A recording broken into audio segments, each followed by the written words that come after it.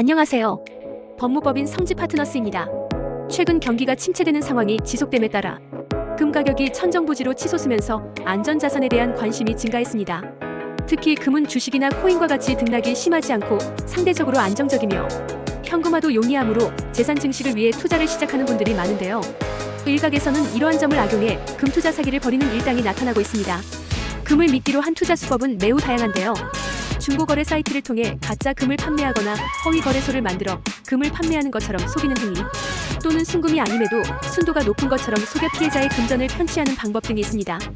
타인을 기망하여 금전적인 이득을 얻었다면 사기에 해당합니다.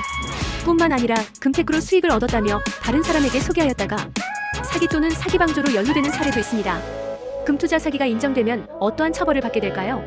고의적인 의도를 가지고 사람을 기망하여 재물의 교부를 받거나 재산상의 이익을 취한 사람은 10년 이하의 징역이나 2천만 원 이하의 벌금형에 처해집니다. 특히 금은 그 특성상 비용이 적지 않기에 특경법에 저촉되는 사례도 많습니다. 금투자 사기로 이득을 본 금액이 5억 이상 50억 미만이라면 3년 이상의 유기징역, 이득액이 50억 이상이라면 무기 또는 5년 이상의 징역형을 선고하고 있습니다. 뿐만 아니라 상대에게 원금 보장을 약속하였다면 유사수신 행위에 해당하여 그에 따른 형도 받게 됩니다. 최근 금투자 사기와 관련된 사건이 점차 증가하고 있으며 그로 인해 피해를 본 액수 또한 커지고 있어 사회적으로 큰 문제가 되고 있습니다. 게다가 피해자로부터 집단 고소를 당한 상황이라면 본인에게 더욱 불리한 부분이 많습니다. 금투자 사기 피해자와 합의하면 되지 않을까?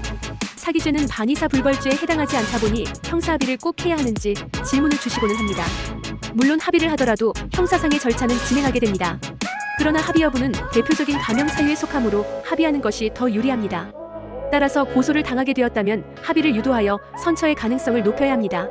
이 과정에서 피해자가 무리한 합의금을 요구할 수 있으며 피해 금액을 모두 변제하는 것으로 합의를 대체하겠다 주장하는 사례도 있으니 적절한 합의금을 정하기 위해서는 법률 전문가의 조언을 들어볼 필요성이 있습니다.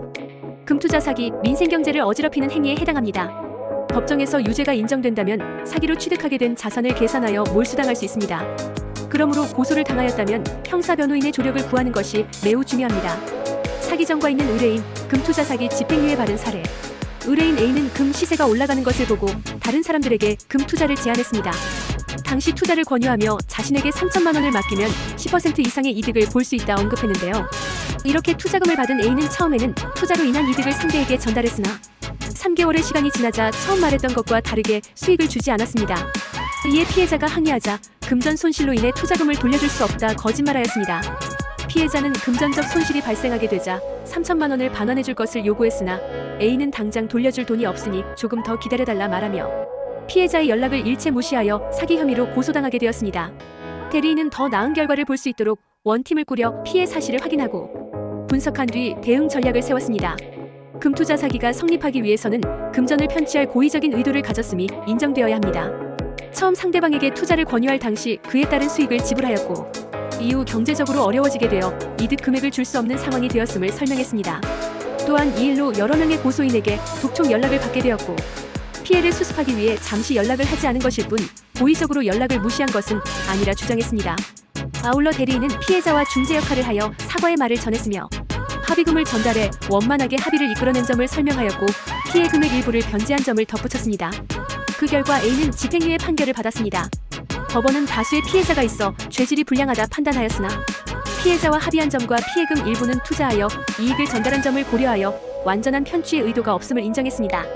최근 투자 열기가 높아지면서 금전과 관련한 범죄가 빈번하게 발생하고 있습니다.